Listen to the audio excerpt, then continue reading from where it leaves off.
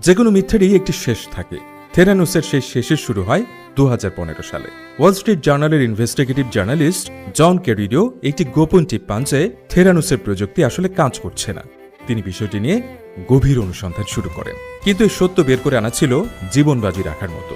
থেরানুসের ভেতর থেকে দুজন তরুণ কর্মী টাইলর শুলটস এবং এরিকা চুং জীবনের ঝুঁকি নিয়ে হুইসেল ব্লোয়ার হিসেবে এগিয়ে আসেন। জন ক্যারিডো যখন রিপোর্টটি তৈরি করছিলেন, এলিজাবেথ তখন আমেরিকার সবচেয়ে দামি আইনজীবীদের লেলিয়ে দিয়েছিলেন ওয়াল স্ট্রিট জার্নালের পেছনে। কিন্তু সত্যকে কতক্ষণ চেপে রাখা যায়?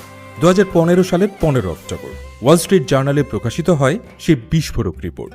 উন্মোচিত হয় এক রক্তবিন্দু সাম্রাজ্যের কদর্যরূপ। 2015 সালের পর থেরানুসের পতন ছিল দেখার মতো। তাদের সব ল্যাবরেটরি বন্ধ করে দেয়া হয়, $9 বিলিয়ন ভ্যালুয়েশন নেমে আসে শূন্যে। 2018 সালে কোম্পানিটি আনুষ্ঠানিকভাবে বিলুপ্ত হয়ে যায়। 2022 সালে ক্যালিফোর্নিয়ার আদালতে শুরু হয় এলিজাবেথ হোমসের বিচার।